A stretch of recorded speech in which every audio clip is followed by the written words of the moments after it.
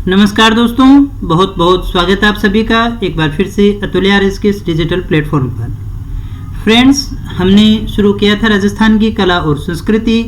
इसमें हम एक टॉपिक पूरा कर चुके हैं। आज अपने एक दूसरा नया टॉपिक शुरू करने जा रहे हैं जिसका नाम है राजस्थान के प्रसिद्ध दुर्ग। दोस्तों, थोड़ा सा ये बड़ा टॉपिक है और इसमें दिक्कत ये रहती है कि जब हम किताब खोलते हैं तो आपको बहुत सारा ऐसा मैटर मिलता है जहाँ से कभी नए तो प्रश्न आते हैं और नए ही आने की संभावना है। तो इसमें फालतू कंटेंट के कारण हम इसे बहुत ज़्यादा बड़ा कर देते हैं। जैसे आपने देखा होगा, किसी एक दुर्ग को पढ़ोगे तो आप उसमें कौन कौन से जो द्वार हैं, कौन कौन सी वहाँ पर तालाब हैं, इस प्रकार से बहुत सारा ऐसा कंटेंट आपको देखने को मिलता है जो परीक्षा की दृष्टि से बहुत ज़्यादा उपयोगी नहीं होता।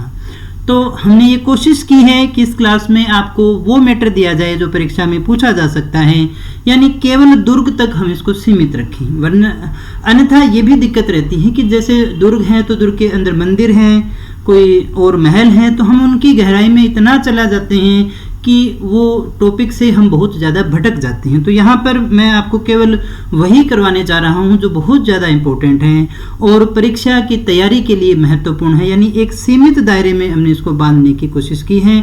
मुझे उम्मीद है कि ये क्लास आपके लिए बहुत ज़्यादा लाभदायक साबित होगी। तो चलिएगा शुरू करते हैं क्लास को। और सबसे पहले हम बात करते हैं दुर्गों के प्रकार के विषय में। दुर्ग कितने प्रकार के होते हैं? तो दोस्तों, यहाँ सबसे पहले हम बात करते हैं शुक्र नीति की। तो शुक्र नीति में दुर्गों के कितने प्रकार बताए गए हैं? 9 प्रकार। एक तो यहीं से आपका पहला क्वेश्चन बन जाता है कि शुक्र नीति में दुर्गों के कितने प्रकार बताए गए हैं। तो दोस्तों, 9 प्रकार के दुर्ग यहाँ पर बताए गए हैं। अब ये 9 दुर्ग कौन कौन से हैं? तो इनमें से सबसे पहला आता है एरण दुर्ग। ध्यान दीजिएगा, कौन सा दुर्ग है? एरण दुर्ग। यहाँ एरण जो शब्द है इसका तात्पर्य होता है बाढ़। और देखिएगा दोस्तों, बाढ़ जो होती है कांटे की होती है। दोस्तों, जैसे हमारा कोई खेत है या कोई घर के पास में बाड़ा होता है तो उसके चारों तरफ अपने क्या लगा देते हैं? कांटे की बाड़ लगा देते हैं ताकि कोई पशु या कोई व्यक्ति उसके अंदर न घुस पाए। इसी प्रकार से ये जो दुर्ग होगा वो देखिएगा, वैसे तो गिरी दुर्ग और वन दुर्ग दोनों का ही मिश्रण होता है, लेकिन इसके चारों ओर आपको कांटे मिलेंगे और पत्थर मिलेंगे, जिससे रास्ते जो है ना दुर्गम बना दिए जाते हैं। जैसे हम कहें ना कि हमने खेत के चारों ओर बाड़ की है तो मतलब आसानी से उस रास्ते को कोई पार नहीं कर सकता। तो इसी प्रकार से वो जो दुर्ग जहाँ पर कांटों और पत्थरों से जिसके रास्ते दुर्गम बना दिए गए हों, ऐसे दुर्ग को हम एरण दुर्ग के नाम से जानते हैं। ऐसे दुर्ग में आपको गिरि दुर्ग की विशेषता भी मिलेगी और वन दुर्ग की विशेषता भी मिलती है। दोनों विशेषताएं आपको यहाँ पर मिलती है।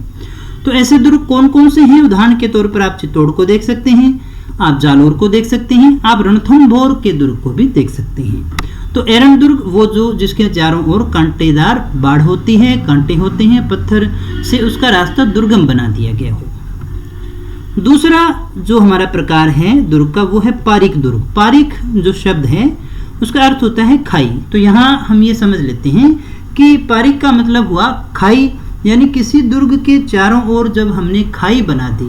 दोस्तों, ये जो नाम रखे गए हैं यानी दुर्ग की जो लोकेशन है ना, स्थिति है, उसके चारों तरफ क्या है, उसी आधार पर आपको ये सारे नाम देखने को मिलते हैं। तो पारिक यानी चारों ओर क्या है? खाई हो। जिस दुर्ग के चारों ओर बड़ी खाई हो उसे हम पारिक दुर्ग के नाम से जानते हैं। इसमें भरतपुर का दुर्ग आएगा, बीकानेर का दुर्ग है, चित्तौड़ का है, नागौर का है। ये दुर्ग ऐसे हैं जिनके चारों ओर खाई होगी। जैसे मान लीजिएगा ये दुर्ग है तो इसके चारों ओर गहरी खाई खोद दी जाती है ताकि जो भी सेना या आए वो इसे पार न कर सके। दोस्तों, तो खाई होगी तो आसानी से पार नहीं किया जा सकेगा। तो ऐसे दुर्ग को हम पारिक दुर्ग के नाम से जानते हैं।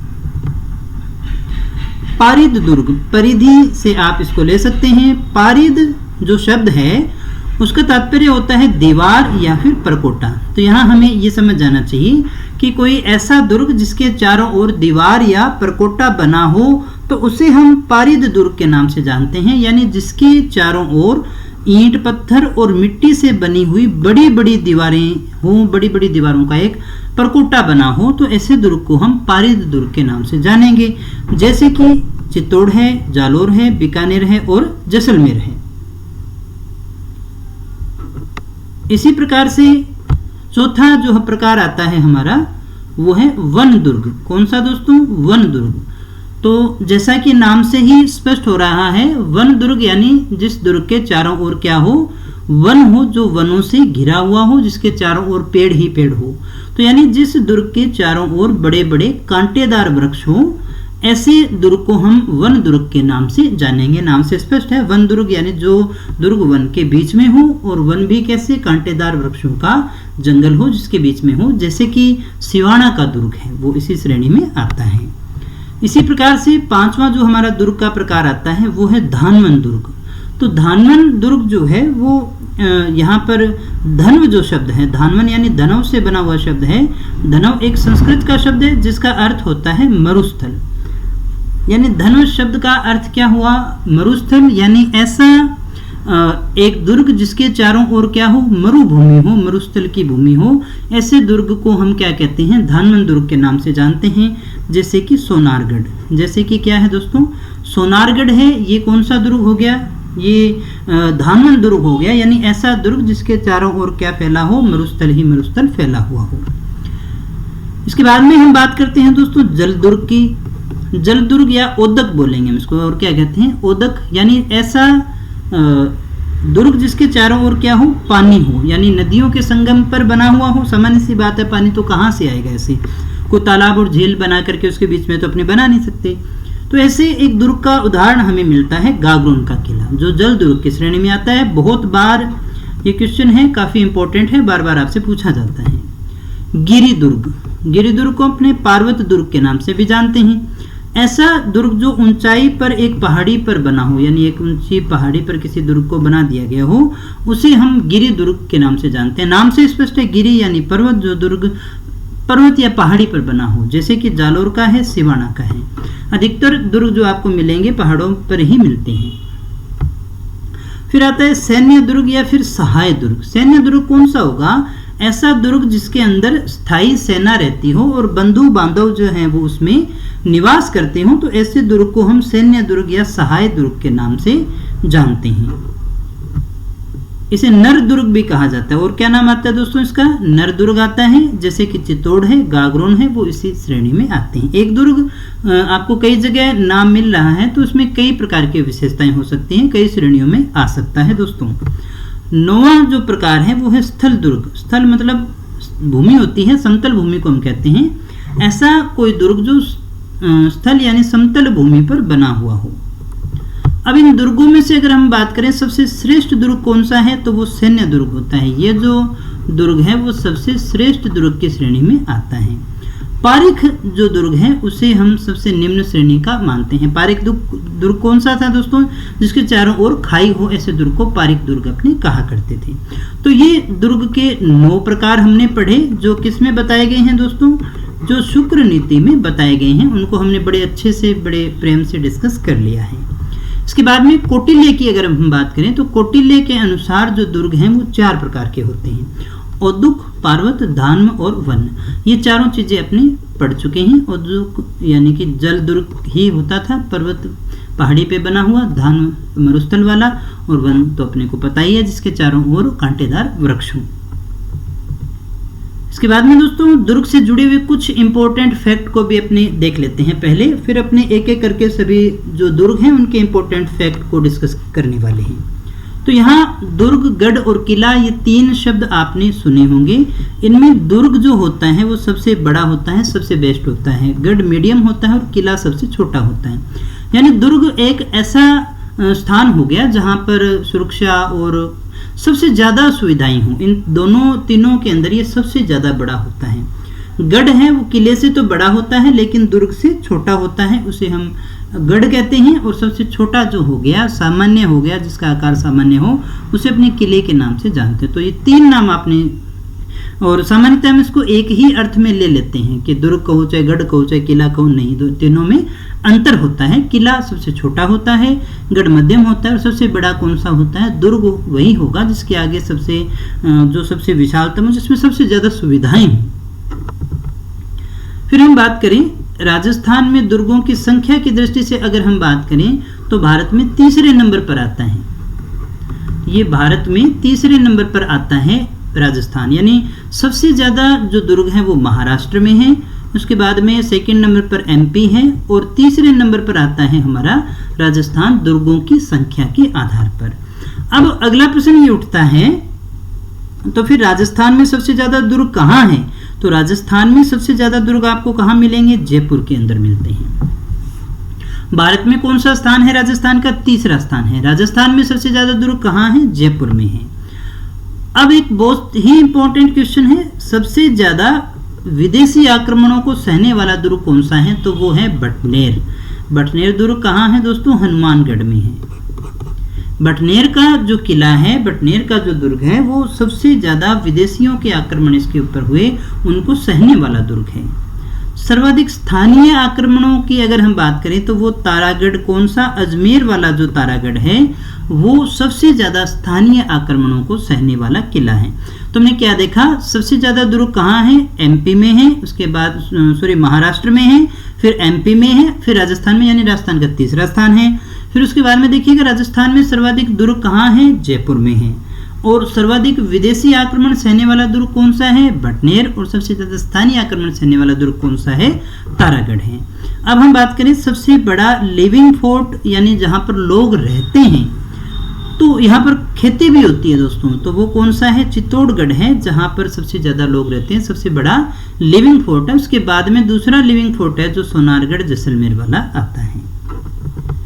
सर्वाधिक बुर्ज किसकी है? सबसे ज्यादा बुर्ज होते हैं किले के चारों ओर ऐसे ऐसे, वो जो हैं वो सबसे ज्यादा सोनारगढ़ में है। फिर बात करें मुगल शैली में बना हुआ दुर्ग कौन सा है? मैगजीन का किला, जो कि अजमेर में है। ये राजस्थान का एकमात्र ऐसा दुर्ग है जो मुगल शैली में बना हुआ है। तो ऐसा प्रश्न आपसे पूछा जा सकता है। और अगर आपसे पूछा जाए अंग्रेजों के द्वारा बना हुआ दुर्ग कौन सा है? टोडगढ़, जो कि अजमेर में है, कर्नल टोड वाला, ये बोरासवाड़ा के नाम से भी जाना जाता है। तो ये अंग्रेजों द्वारा निर्मित दुर्ग अपने मानते हैं।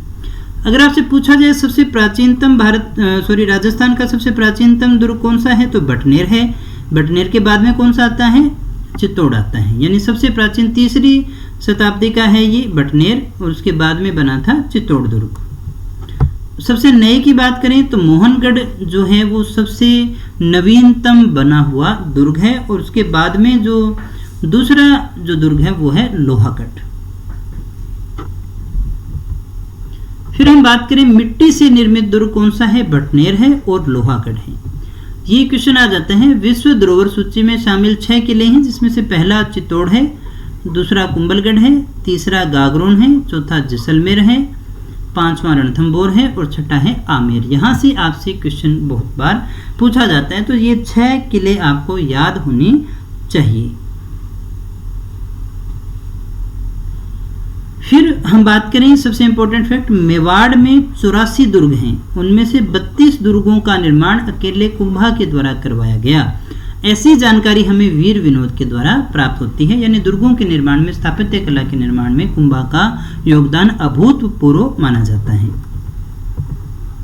अब हम बात कर लेते हैं मुख्य दुर्गों की, जिसमें सबसे पहले हम चित्तौड़ दुर्ग की बात करते हैं। दोस्तों एक बार फिर से आपको मैं ये कहना चाहूँगा कि ये जो दुर्ग अपने आज पढ़ने वाले हैं, हम उन चीज़ों को पढ़ेंगे जो सबसे ज़्यादा इंपॉर्टेंट है। फालतू कंटेंट को मैंने काटने की कोशिश की है। फिर भी आपकी अगर आत्मा शांत न हो तो एक और वीडियो अवेलेबल है, उसमें आपको सारा बहुत कुछ बताया गया है। उसमें दीवारें हैं, कौन कौन से दरवाजे हैं, दरवाज़ों की खिड़कियाँ, वो सब आपको मिल जाएगा। लेकिन मैं फिर से कह रहा हूँ, इसमें आप जितना सीमित रहेंगे पढ़ने में इंटरेस्ट आएगा, याद हो जाएगा दोस्तों। इसलिए हमने इसको थोड़ा सा सीमित करने का प्रयास किया है। तो इसमें सबसे पहले चित्तौड़ दुर्ग की बात करें, कहाँ है? तो जाहिर सी बात है चित्तौड़गढ़ में ही होगा। इसका निर्माण किसने करवाया? तो चित्रांग मौर्य या फिर चित्रांगद मौर्य, वीर विनोद के अनुसार इसका नाम आता है।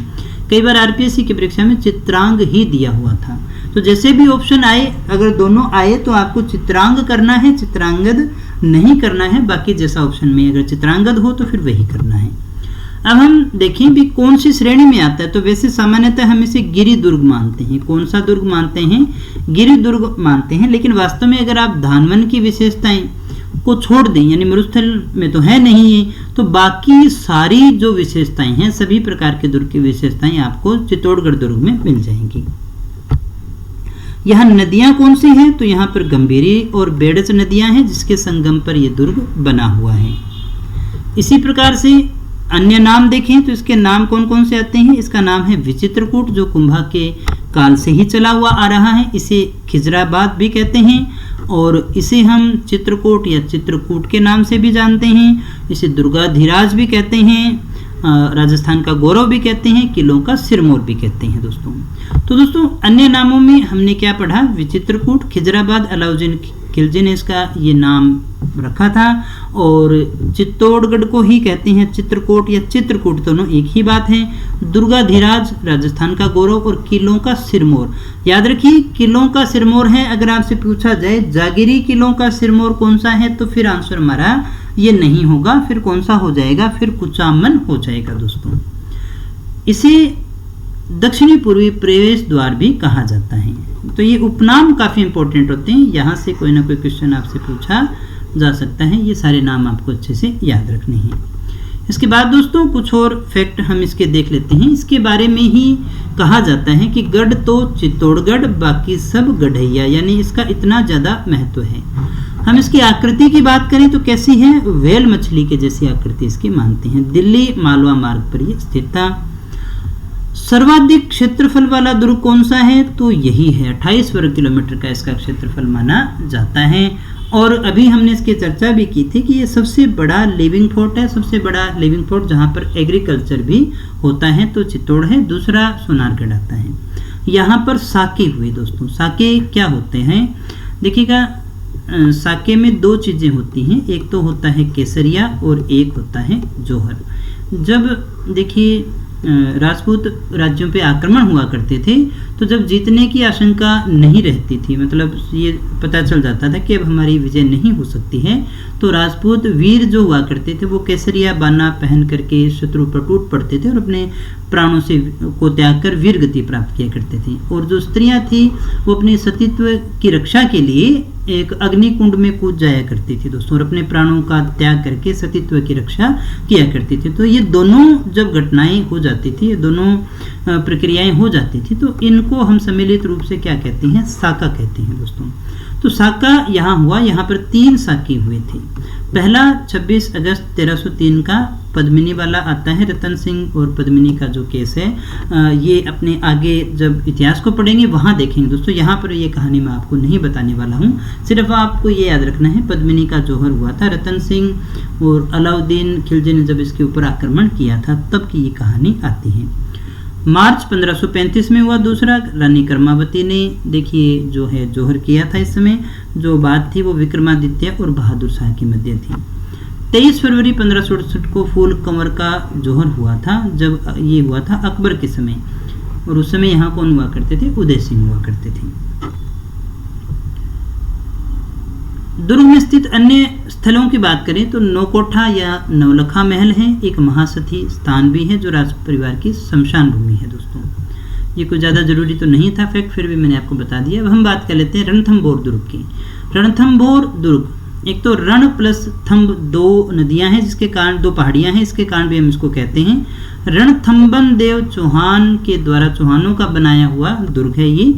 और अरावली पर्वतमाला में घिरा हुआ वन दुर्ग और गिरी दुर्ग दोनों ही विशेषताएं आपको इसमें मिलेगी। यानी ये कहाँ है, अरावली पर्वतमाला में है, वन दुर्ग भी है और गिरी दुर्ग की श्रेणी में भी आता है दोस्तों। और अगर आपसे पूछा जाए विशेष अगर एक श्रेणी भरनी हो तो हम गिरी को भरेंगे, क्योंकि विषम आकार वाली 7 पहाड़ियों से ये घिरा हुआ है। कितनी पहाड़ियों से घिरा हुआ है मेरे दोस्तों, 7 पहाड़ियों से घिरा हुआ है। ये रण और थंब नामक पहाड़ियां हैं 2, जिसके कारण भी हम इसे रणथंभौर के नाम से जानते हैं। इसके लिए अबुल फजल ने एक बात कही, पूछा जाता है बहुत बार, बाकी सब दुर्ग तो क्या है, नंगे हैं, और यही एकमात्र क्या है, बख्तरबंद है। तो ऐसा कौन से दुर्ग के लिए कहा जाता है, ऐसा रणथंभौर दुर्ग के लिए कहा जाता है। रणथंभौर दुर्ग कहाँ है, सवाई माधोपुर में ही। यहाँ दोस्तों सुपारी महल की बात करते हैं। यहाँ सुपारी महल है जहाँ मंदिर, मस्जिद और गिरजा जो हैं एक स्थान पर आपको मिल जाएंगे। जोरा भोरा एक अन्न भंडार यहाँ है। अधूरा सपना जो महल है वो रानी कर्मावती के द्वारा बनाया गया था। पीर सदरुद्दीन की दरगाह भी यहाँ पर है, ये पूछा जा सकता है। और इसके अलावा राजस्थान का प्रथम साका जो है वो यहीं पर हुआ था। 1301 के अंदर जब अलाउद्दीन खिलजी के समय हमीर चौहान पर आक्रमण किया गया तो महारानी रंगा देवी के नेतृत्व में जौहर किया गया और पुत्री देवल ने जल जौहर किया था। इस समय क्या किया था दोस्तों? जल जौहर किया था। तो इस प्रकार से यहाँ पर जो प्रथम साका है वो सबसे ज़्यादा यहाँ का प्रसिद्ध है। इसके बाद दोस्तों आगे हम बात करते हैं भटनेर दुर्ग की, जो कि हनुमानगढ़ में है। भाटियों का भटनेर हम ऐसा कह सकते हैं क्योंकि भूपत भाटी का बनाया हुआ है। ये सबसे प्राचीन दुर्ग है, ये हमने बात की थी, 3री शताब्दी का है और ईंटों से बना हुआ है। किससे बना हुआ है दोस्तों? ईंटों से। श्रेणी कौन सी आएगी? धानवन श्रेणी में आता है दोस्तों। कौन सी श्रेणी में आता है? धानवन श्रेणी में। इसे भाटियों की मरोड़ भी कहा जाता है। अगर आपसे पूछा जाए भाटियों की मरोड़ किसे कहा जाता है तो जैसलमेर आंसर नहीं होगा, भाटियों का भटनेर होगा। इसीलिए मैंने पहले ही कहा था भाटियों का भटनेर, क्योंकि भूपत भाटी का है, भाटियों की मरोड़ कहा जाता है। सबसे प्राचीन है और ईंटों से बना हुआ है। और इसके बारे में तैमूर ने ये कहा था कि इतना सुरक्षित और मजबूत दुर्ग जो है वो मैंने आज तक नहीं देखा है। तो ये भारत का सबसे मजबूत और सबसे पुराना किला भी माना जाता है, सबसे ज़्यादा आक्रमण सहने वाला भी माना जाता है दोस्तों। यहाँ मुस्लिम महिलाओं के द्वारा जौहर करने के प्रमाण भी मिलते हैं। एक तो तैमूर के समय भी है और उसके पहले भी हैं दोस्तों। तो मुस्लिम महिलाओं के द्वारा अगर कहीं जौहर के प्रमाण आपको पढ़ने हो तो फिर वो भटनेर का ही विशेषता नाम आता है। इसका शिल्पी जो है वो केकैया को माना जाता है। कौन था? केकैया। इसे उत्तरी सीमा का प्रहरी कहा जाता है। मोस्ट इंपॉर्टेंट है दोस्तों। अगर आपसे पूछा जाए कि उत्तरी सीमा का प्रहरी कौन सा किला है तो वो कौन सा हो जाएगा? भटनेर हो जाएगा। अब देखिएगा दोस्तों, भटनेर को वर्तमान में हम कहते हैं हनुमानगढ़। क्यों कहते हैं? क्योंकि 1805 के अंदर मंगलवार के दिन बीकानेर के सूरत सिंह ने भटनेर के शासक जप्ता सिंह भाटी को हराकर इस पर अधिकार कर लिया था। और मंगलवार के दिन अधिकार किया था, इसलिए इसका हनुमान जी के नाम पर इसका नाम क्या रख दिया गया? हनुमानगढ़ रख दिया गया दोस्तों। तो अब इसका नाम क्या है? हनुमानगढ़ है। इसमें एक हनुमान जी का मंदिर भी है। दिल्ली सुल्तान गयासुद्दीन बलबल के भाई शेर खां की कब्र है यहाँ पर। गुरु गोरखनाथ का एक प्राचीन मंदिर भी यहाँ पर माना जाता है। तो इसके अलावा मामा भांजा की मज़ार भी है और भी बहुत सारी चीज़ें हैं दोस्तों। तो काफ़ी प्रसिद्ध है भटनेर का दुर्ग। इसके बाद में दोस्तों आगे हम बात करते हैं अगले दुर्ग की, तो वो हमारा आता है भरतपुर का किला। देखिएगा, ये जाट वंश का था, तो सूरजमल जाट के द्वारा 1733 में इसे बनाया गया था। भरतपुर जो रियासत है उसी में है और चारों ओर से खाई से घिरा हुआ है। पारिक दुर्ग, इसीलिए हम इसे कहते हैं, क्या कहते हैं? पारिक दुर्ग के नाम से जानते हैं। और ये किस लिए जाना जाता है? इसे लोहागढ़ भी कहा जाता है। इसलिए क्योंकि 1805 में लॉर्ड लेक जो था वो इसे जीत नहीं पाया था, इसलिए कहते हैं कि बाद में लास्ट में इसने इसकी नींवों में जो है बारूद भरकर उड़ाना शुरू किया था, लेकिन फिर भी ये कामयाब नहीं हो पाया था। तो इसलिए इसे अजेय दुर्ग भी कहा जाता है। अगर आपसे पूछा जाए हिंदुस्तान का अजेय दुर्ग कौन सा है तो वो कौन सा होगा? भरतपुर का दुर्ग है, जिसे अजेय दुर्ग माना जाता है। कोई जीत नहीं पाया था क्योंकि इसकी बाहरी दीवार जो थी वो मिट्टी की बनी हुई थी, तो गोले बारूद जो हैं वो इसके ऊपर बेअसर हो जाया करते थे। फिर हम बात करते हैं घाघरोन दुर्ग की। जलदुर्ग है, झालावाड़ में है, बहुत इंपॉर्टेंट है दोस्तों। परमार नरेश बिजल देव डोड के द्वारा इसको बनवाया गया था। डोड के कारण इसे डोडगढ़ भी कहा जाता है। इसका एक नाम डोडगढ़ भी आता है।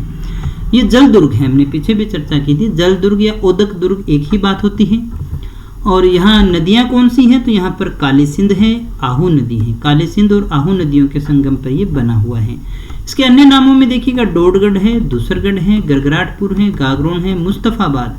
मुस्तफाबाद जो इसका नाम रखा गया था 1444 में मांडू सुल्तान महमूद खिलजी के द्वारा रखा गया था। 1444 के अंदर मांडू के सुल्तान महमूद खिलजी के द्वारा इसका ये जो नाम है वो रखा गया था। कौन सा? मुस्तफाबाद। इसके अलावा डोडगढ़ की हमने बात करी ली थी, बिजल देव डोड है, डोडों के कारण ही इसे डोडगढ़ भी कहा जाता है।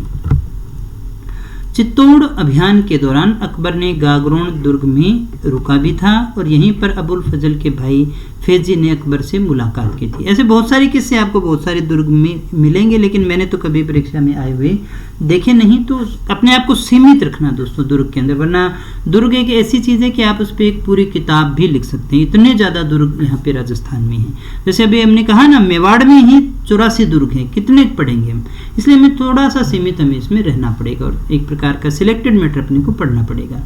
एकमात्र ऐसा दुर्ग है जो बिना नींव के चट्टान पे खड़ा है, तो कौन सा है? वो गागरोन का किला। यहाँ पीपा जी की छतरी भी है दोस्तों, संत पीपा। मीठे शाह की दरगाह है यहाँ पर, जो संत सूफी संत अमीमुद्दीन चिश्ती की दरगाह है। साके, यहाँ पर पहला साका हुआ था 1423 में अचलदास खिंची के समय। मांडू सुल्तान होशंग शाह जब आक्रमण करता है तो उस समय होता है। फिर हम बात करते हैं कुंभलगढ़ दुर्ग की। कुंभलगढ़ दुर्ग कहाँ है दोस्तों? राजसमंद में। अब इसका निर्माण किसने करवाया था? तो इसका निर्माण करवाया था महाराणा कुंभा ने। मौर्य शासक संप्रति था, उसके द्वारा बनाया हुआ प्राचीन दुर्ग था, उसी के अवशेषों पे इसने बनाया था। इसकी जो श्रेणी है वो गिरि दुर्ग की श्रेणी में आता है, पर्वत पे बना हुआ है। इसके अन्य नाम जो हैं वो मत्स्येंद्र है, कुंभलमेर है और माहौर है। मेवाड़ की संकटकालीन राजधानी भी इसे कहा जाता है। पहाड़ियाँ हैं यहाँ, हेमकूट है, नील हिमवंत है और गन्माधन है। नीचे से ऊपर देखने पर पगड़ी गिर जाती है, ऐसा कहा था अबुल फजल ने। इसी के लिए कहा था, इसमें जो कटारगढ़ है उसके लिए ऐसा कहा जाता है। एस्ट्रुस्कन दुर्ग के जैसा, इसकी तुलना एस्ट्रुस्कन के साथ में करते हैं कर्नल टोड। यहाँ महाराणा उदय सिंह और प्रताप का राज्याभिषेक भी हुआ था। कुंभलगढ़ की परिधि 36 किलोमीटर है। ये क्वेश्चन बहुत बार पूछा गया है। भारत की महान दीवार के नाम से जाना जाता है और ये इतनी चौड़ी है कि इसके ऊपर 8 घुड़सवार जो हैं वो आराम से एक साथ चल सकते हैं। तो आप अंदाजा लगा सकते हैं कि कितनी चौड़ी होगी। इसे मेवाड़ की तीसरी आंख भी कहा जाता है। थर्ड आई मेवाड़ की कौन सी कहलाती है? तो कुंभलगढ़ दुर्ग को कहा जाता है। फिर हम बात करते हैं अजयमेरू दुर्ग की। नाम से ही स्पष्ट है, अजयमेरू कहाँ होगा? अजमेर में ही है मेरे दोस्तों। इसका निर्माण अजयराज चौहान ने 11वीं शताब्दी में करवाया था। कौन सी श्रेणी का है? गिरि दुर्ग की श्रेणी में आता है। अन्य नाम इसकी गढ़बीठली है। तारागढ़ पर्वत की बीठली पहाड़ी पर बना हुआ है, इसीलिए हम इसे गढ़बीठली के नाम से जानते हैं। तारागढ़ इसका नाम क्यों है? क्योंकि रायमल के युवराज पृथ्वीराज की पत्नी थी तारा, उसी के नाम पर इसका नाम जो है मरम्मत करवाने के बाद में तारागढ़ कर दिया गया। इसे हम राजपुताने की कुंजी भी कहा करते हैं। और क्या कहते हैं? राजपुताने की कुंजी। इसे पूर्व का जिब्राल्टर भी कहा जाता है। प्रश्न पूछा जाए पूर्व का जिब्राल्टर कौन सा है? तो अजयमेरू दुर्ग है। राजपुताने की कुंजी कौन सी है? अजयमेरू। तो पूर्व का जिब्राल्टर किसने कहा है? बिशप हेबर के द्वारा कहा गया है मेरे दोस्तों। यहाँ मीरान साहब की दरगाह है और यहाँ पर घोड़े की मजार भी है दोस्तों, जो अपने आप में भारत में एकमात्र घोड़े की मजार है। अगर आपसे पूछा जाए घोड़े की मजार कहाँ है, तो वो अजमेर के किले में है, तारागढ़ के किले में है। मीरान साहब की दरगाह भी यही है, जिसे अपने पूर्व का जिब्राल्टर कहते हैं। वो किला कौन सा है? तो वो अजमेरू है। फिर हम बात कर लेते हैं सिवाना दुर्ग की। कहाँ है? बाड़मेर में है। इसका निर्माण वीर नारायण पमार ने करवाया था। ये भी गिरि दुर्ग की श्रेणी में आता है। इसका नाम खैराबाद रखा गया था 1308 में अलाउद्दीन खिलजी के द्वारा। मारवाड़ की संकटकालीन राजधानी, ये बहुत इंपॉर्टेंट बात है। मारवाड़ की संकटकालीन राजधानी, जब मारवाड़ में होता था कोई युद्ध वगैरह तो ये यहाँ पर आ जाया करते थे। यहाँ भांडेलाव का तालाब भी है। फिर एक और दुर्ग की बात कर लेते हैं। नाहरगढ़ जयपुर में है। सवाई जयसिंह द्वितीय के द्वारा 1734 में इसे बनाया गया था। गिरि दुर्ग की श्रेणी में आता है। इसके अन्य नामों की बात करें तो सुदर्शनगढ़ या सुलक्षणगढ़ कौन सा है? वो नाहरगढ़ ही है। नाहरगढ़ किसने बनवाया? सवाई जयसिंह ने। अब इसका नाम नाहरगढ़ क्यों है? नाहर सिंह ने नहीं बसवाया इसको, बल्कि नाहर सिंह भूमिया के स्थान पर होने के कारण इसे नाहरगढ़ कहा जाता है। इसे बनाने का उद्देश्य क्या था? अगर आपसे पूछा जाए इसे बनाने का उद्देश्य क्या था, तो वो था मराठा आक्रमण से बचाव, जिसके लिए इस दुर्ग का निर्माण किया गया था। सवाई माधो सिंह द्वितीय ने यहाँ पर अपने 9 पासवानों के लिए एक समान 9 महल बनवाए थे। ये क्वेश्चन बहुत बार आता है दोस्तों, ये बहुत बार परीक्षा में पूछा गया है। मांडलगढ़ कहाँ है? भीलवाड़ा में है। इसका निर्माण चारणा गुर्जर के द्वारा हुआ। गिरि दुर्ग है। बनास, बेड़च और मैनाल नदियों के संगम पर है दोस्तों। मंडलाकृति यानी कटोरे की आकृति होने के कारण इसे मांडलगढ़ कहा जाता है। इसे मेवाड़ का प्रवेश द्वार भी कहा करते हैं दोस्तों। अगर आपसे पूछा जाए मेवाड़ का प्रवेश द्वार तो मंडलगढ़ कहलाता है। फिर हम बात कर लेते हैं अलवर दुर्ग की, जिसे बाला किला के नाम से जानते हैं। इसका निर्माण अलगूराय आमेर नरेश कोकिल देव के पुत्र थे जिसने करवाया था। ये गिरि दुर्ग की श्रेणी में आता है जो पहाड़ी पर बना हो, और इसमें क्या है, इसे अंधेरी दरवाजा भी कहते हैं क्योंकि सामने 7 पहाड़ियाँ होने का कारण यहाँ पर हमेशा अंधेरा रहता है, इस कारण इसे ये नाम दिया गया है दोस्तों। तो दोस्तों ये थे कुछ एक इम्पोर्टेंट दुर्ग जिसके विषय में हमने चर्चा कर ली। जो बच गए हैं उनको अपनी अगली क्लास में डिस्कस करेंगे ताकि आराम से अपनी सारी चीज़ों को समझ पाए। मिलते हैं नेक्स्ट वीडियो में कुछ और नई जानकारी के साथ। इसी तरह से बने रहिएगा मेरे साथ। Thank you very much.